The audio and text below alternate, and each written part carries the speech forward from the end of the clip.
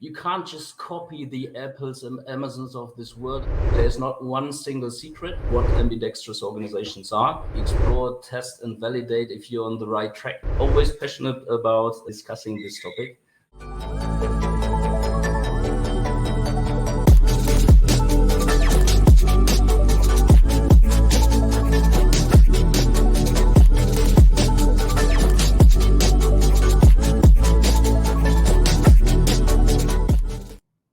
Hello everyone, my name is David Küpper and I'm the Managing Director of Expert Powerhouse. At Expert Powerhouse, we're helping teams with on-demand consultants and experts for their projects. I'm happy to start the 6th episode of our EPH talk. Before we get started, a small ask. In order to get notified about new insights from our team, including myself, please follow my LinkedIn account and the Expert Powerhouse page. Click the bell on the top right on my profile and I get notified first about new content from myself and from Expert Powerhouse. Today, we want to talk about being like Apple. We want to talk about what we can learn from ambidextrous organizations. Apple is the most profitable company on the Fortune 500 list. The tech giant had revenues of more than 360 billion last year. Around 12 billion of the revenues was from AirPod sales alone. AirPods revenue is more than the revenue of Spotify, Twitter, Shopify, or you name it. That is quite astonishing. What makes them such a successful and highly profitable company with products and services millions of people desire? The secret of their success lies in formulating themselves as an ambidextrous organization. Ambidextrous organizations like Apple, Amazon and others, of course, are able to pursue innovation, create new products and services, while also maintaining themselves through the continued use of their proven products and techniques. It may sound obvious that companies need to focus on their core business and pursue innovation. But as an executive, how do you prioritize your efforts and budgets between the goals? When to focus on exploiting your core business? When do you push innovation? I'm very excited to speak today with Patric Hoffman. Patric worked as a VP and CEO of Avato. He was a partner at Kerkhoff Consulting and is now a Senior Vice President, Global Ventures and Innovation at DB Schenker. He is also heading Schenker's Ventures, the global venture partner in logistics and supply chain management at DB Schenker.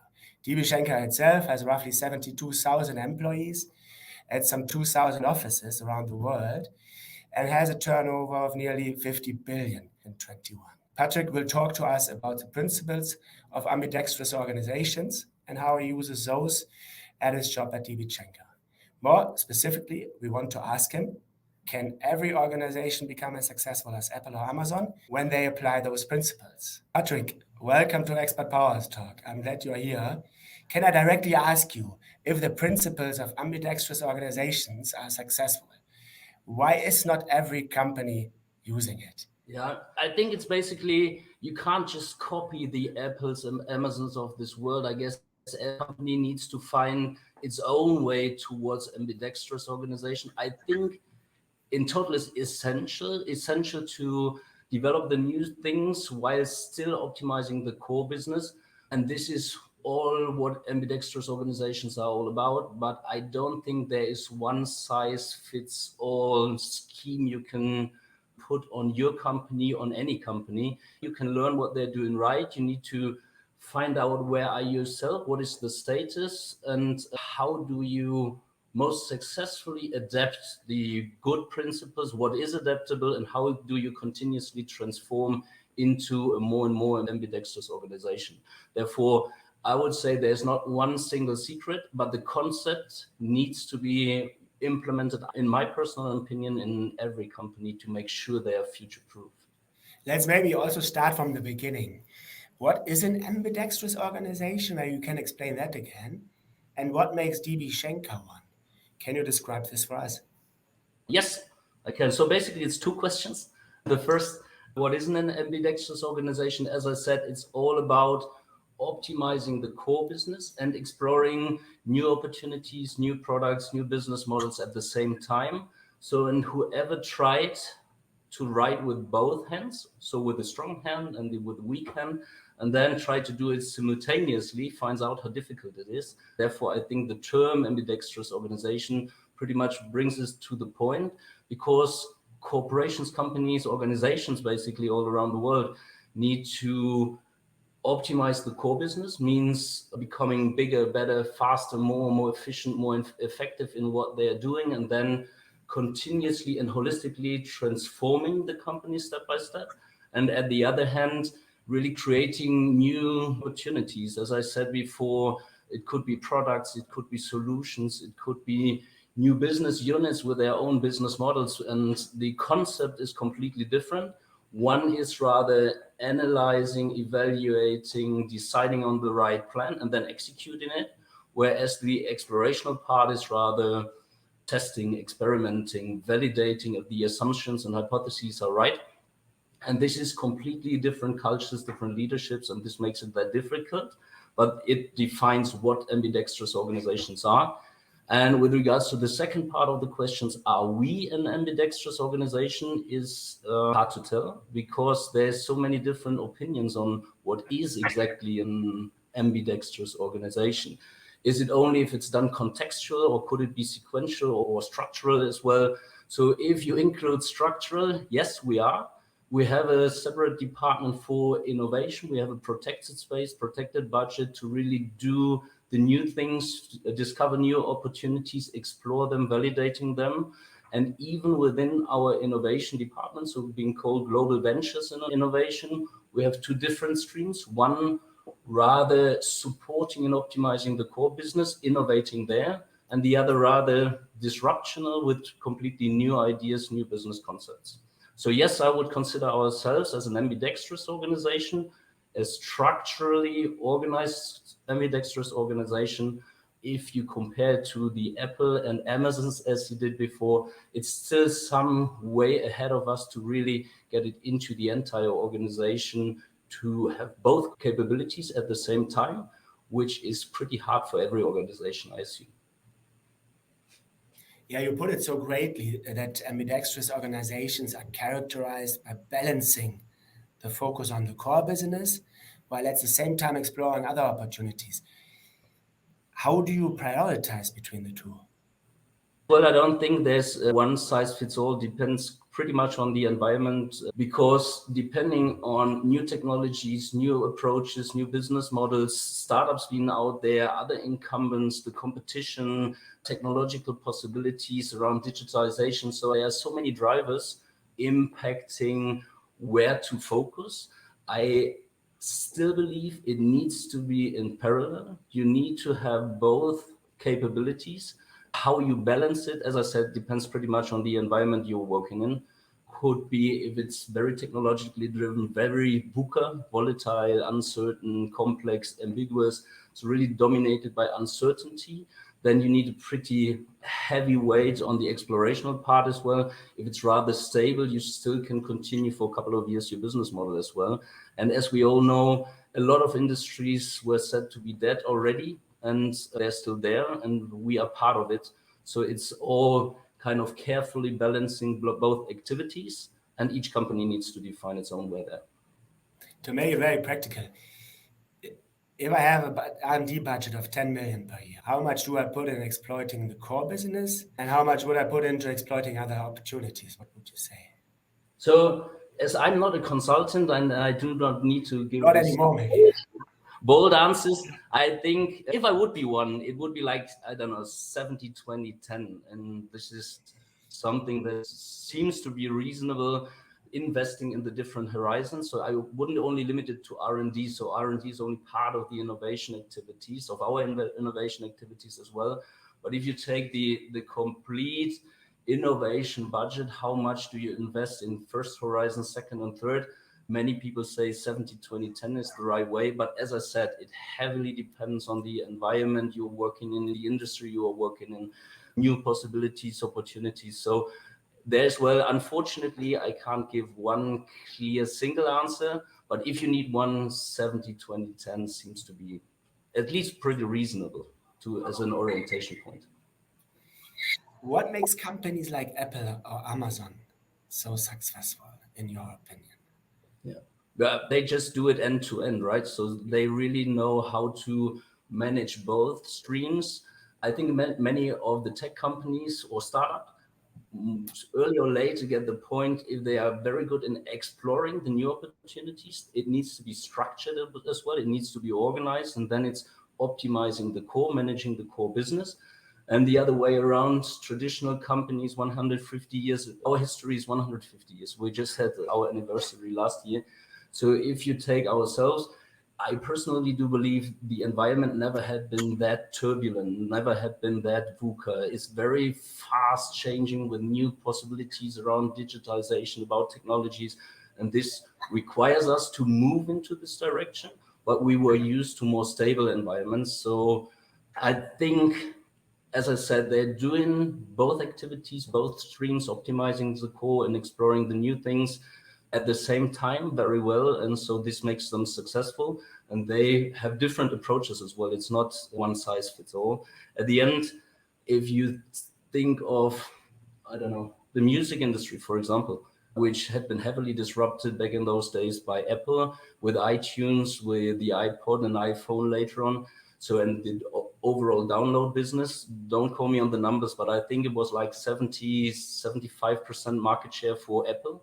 And then they still, even though being doubtlessly one of the most innovative companies around the globe, had challenges when the new streaming platforms, this new streaming business came up. And I think they're now down to 25-30% of the digital business, something around that. So what I want to say is, even though if you're perfectly set up, disruption has so many challenges, even for the most ambidextrous organizations, that you really need to tackle those things structurally, contextually. As I said, depends on the company. Yeah, we talked a lot about Apple and big tech now, but what are your favorite examples of ambidextrous organizations? Yeah, I think you already mentioned a couple of them, and we discussed them already now. In the tech environment, because it is pretty turbulent, it's fast changing, it's uncertain what the next technology really brings. There are a couple of great companies in terms of ambidexterity. You even might argue that pharmaceutical companies are pretty good in it, because on the one hand side, they have their products, they have their solutions, need to organize operation in terms of manufacturing, sales, everything belonging to the core business. But at the same time, of course, heavily need to invest into R&D, into developing the next big thing, the next medicine. And I think there are as well a couple of good companies or great companies in terms of organizing themselves ambidextrous.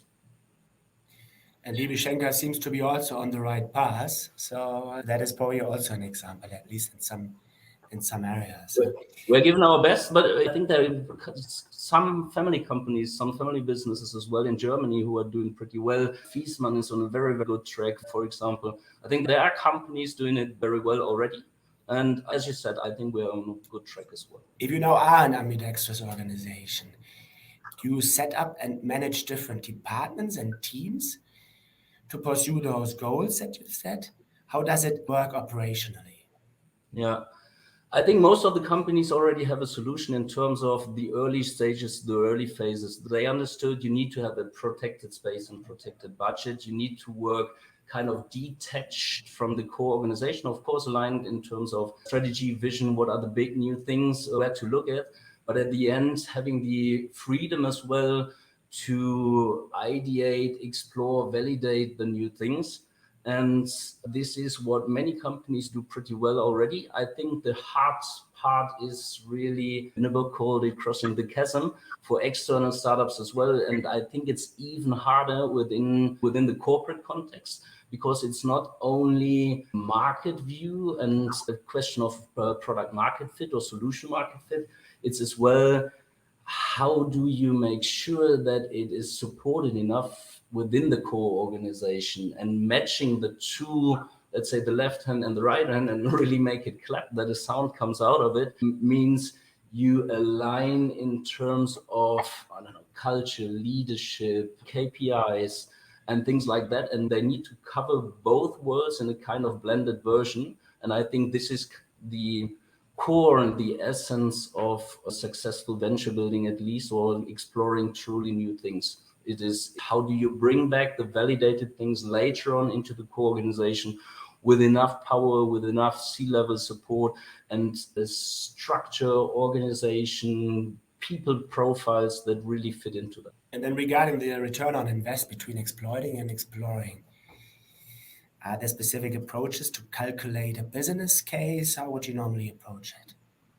Yeah, of course, you need to have an overall idea of what the impact will be, what your plans are, but exploring by definition brings that you explore, test, and validate if you're on the right track.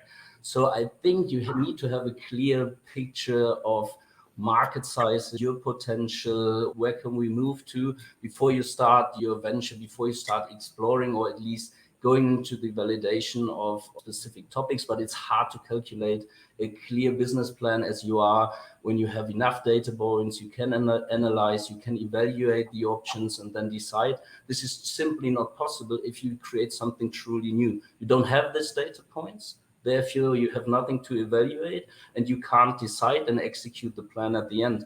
And that means as well that we need different approaches to test and validate assumptions incrementally, step by step, and includes as well investments to be done step by step and incrementally. You don't put all eggs into one basket at the very beginning because there's so many chances that you still can fail, that you need to pivot the model, that some of the core assumptions had been wrong and need to be, and therefore, yes, you need to dedicate a budget, you need to have a clear idea what can be achieved at the end. You start with a mini business plan at the back of a napkin maybe, and have a clear idea where you want to move, how you go there, and then continuously detail it more and more step by step. But you need the big picture, of course, where to move to, but then incrementally develop into the right direction and be open to adjustments as well.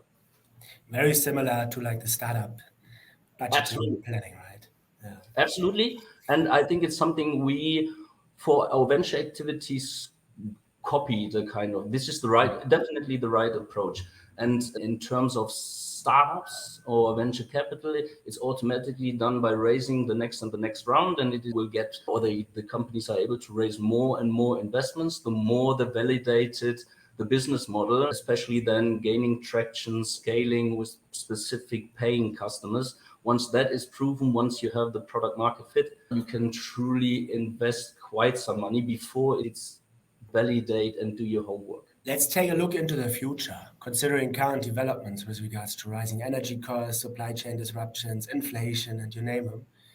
Can companies today even afford to be ambidextrous organizations? Aren't companies today too much engaged in crisis management and cost cutting and so on? Yeah, very good question. As I said, my personal conviction is you need to do both. In what extent is different from company to company, but I think you need to do both things, because even the most successful business model might face circumstances as you just described them, but as well might feel secure, and another really disruptive newborn model is out there which addresses with a different value proposition a similar market, and then out of a niche, out of the low cost part of the market, is conquering more and more. So I think you need to be aware of the things, and you need to build up at least the capabilities to deal with those challenges. As I said, how much you already invest now is up to you and is up to every company, but for sure they need to have the capability to be able to explore new things, new opportunities, and explore risks that are out there as well. Yeah, and I guess also the backing from the top executives, I would imagine, would need to be there, right? That if they are not behind the idea of venturing, then it will also be difficult, specifically in the situations right now, to keep going. So I guess a complete buy-in is probably required. To that end also, can you share a couple of tips for executives and managers in our community, how to transform to an ambidextrous organization, and maybe to add on it, how to keep it, how to stay it, or how to make it available, or the mindset available to the entire organization? Yeah, I can. What we mentioned first is really one I have to admit, I even underestimated it at the very beginning. Fortunately, we set it up right and correctly with very top management support, including the CEO to whom I'm reporting. And we implemented, we called it the venture board, compiled by the CEO, CDO, and CFO, kind of to have the money, the ultimate power, and the digital part as well. And it turned out that this is really, really essential. And I would recommend it, or at least for our company, I always would do it the same way, because I already mentioned you need this protected space and protected budget, and you need someone who's able to protect it. So this is really important, and this can only be done by C-level. That would be already one of the core recommendations. Then it's building up a team that is already experienced. So all this exploration and validation things might appear new to the one or the other. Actually, I studied strategic management as well in a different perspective with, yes, you have different turbulence levels, but you're pretty well able to plan the future. And now it needs to be much more scenario based. So I think a lot of people need to understand that what we are doing, innovation venturing departments or the startup world and the VCs, this is nothing where crazy beanbags sitting or launching around people and placing sticky notes on whiteboards. It is a well thought through method. Has stage gates, it has a process that is manageable. When I say manageable, being careful in the corporate world, it does not mean analyzing, decide and execute. It means experiment, validate, but it is clearly thought through. It has a clear structure. There are tons of great literature around it, how you do the process and as well how you could organize the organization. And very good examples out there, as we said before, who already live in it, who are showing that it is really working this way and successfully working this way. Perfect. I would also like to invite everyone listening in to type your questions, if there are any, in the comment line, and then we can directly take them up here. We also got 2 questions up front already, Patric. One is, how do companies work on becoming more ambidextrous? Is there a gray space between being ambidextrous or not? I think it's only a gray space because, as we said, ambidextrous means you need to be both. And how much do you invest in which part? How do you develop? How do you balance it? Where to focus? Do you do it in one and the same organization contextually, building up the competencies within each and every single employee, or do you try to solve it structural? I think even within the definition, what is actually an ambidextrous organization are so many gray spots. Yeah. And I wouldn't be able to tell or name any company being completely black or completely white. Yeah, that makes sense. Can we quantify the benefits for companies having an ambidextrous organization? That is indeed hard because it will be proven in the future. But I think there are a couple of great examples who had challenges, who were challenged from its environment, from competitors, from new challenges, and were able to cope with it because they were organized ambidextrously, were able to set up new business models, were able to set up new products and solutions, and they might at least have lost this business model. And if you again take Apple as an example and the music industry, they still have significant market share, right? And they still are in the game and in the business. And if you look back a couple of decades, others, as my favorite example is the excavator industries in the 50s to 70s, there are just companies which completely disappeared. Almost the entire industry and the complete companies disappeared from this industry because they were not able to explore exactly those new things and cope with it and invest into the exploration part in creating the new future for the organization. Thank you so much, Patric. I don't see any further questions for the time being. If there are any, please feel free to still post them. It was super insightful. I personally learned a lot about why and how organizations should exploit their core business and at the same time explore other opportunities. I've also learned about the typical challenges that come up with ambidextrous organizations. Thanks a lot for being with us. I wish you all the best for a successful year and your work with DB Schenker. Thanks a lot. It was a pleasure. Thanks for having me. Always passionate about discussing this topic. So thanks again. Thanks to the audience. Hope it was kind of entertaining and informative as well. That was really great. Thank you so much, Patrick. Thanks, everyone. I'd like to invite you to follow our Expert Powerhouse LinkedIn page and my personal profile for the next live event and fresh insights that are released frequently. There will be many interesting speakers coming up, so don't miss out on that one. I'd like to thank you for joining us today. Take care and see you very soon. Bye.